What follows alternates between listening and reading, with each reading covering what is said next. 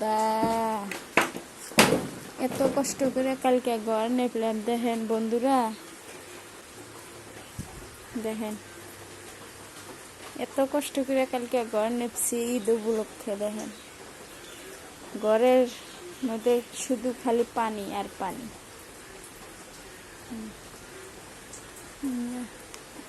ঘরের অবস্থা দেখেন।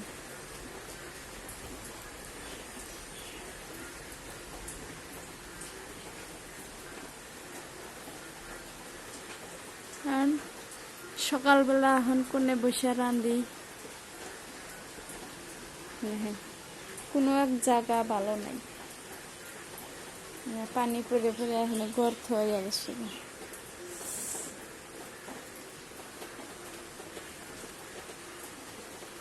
সারা ঘরেই পানি এইরকম।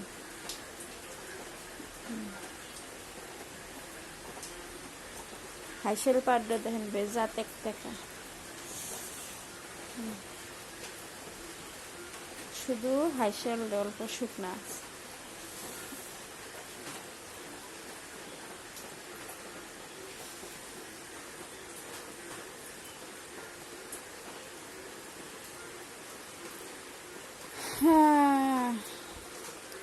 আল্লাহ, আমার কপালে সুখ নিতে সুখের কালি ফুরায় গেছিল। সব কিছু কি এক বেহাল অবস্থা।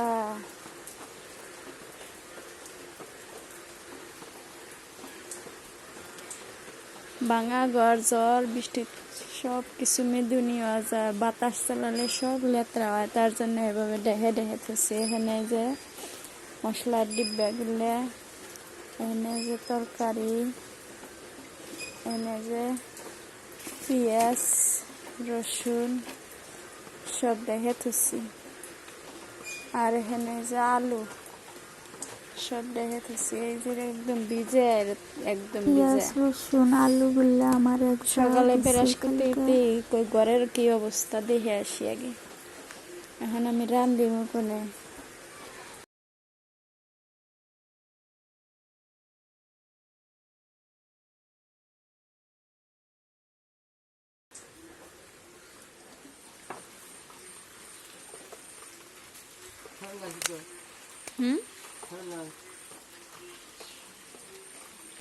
দেখেন আপনাদের ভাই বিরাজ করে উভয় এসে খাওয়ার জন্য গাড়ি নিয়ে যাব। বেমার, তারপরে ঈদ এসে গেছে, আর ঈদের কোনো কেনাকাটা করা নাই, কোনো খরচাপাতি করা নাই, পোলাপান দিদর কোনো কাপড় চোপড়ও নেওয়া নাই।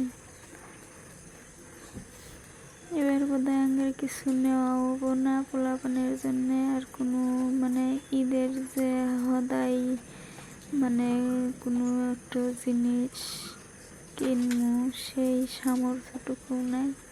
আপনাদের বাইক দেখলেন একদম বেমারে কাতর।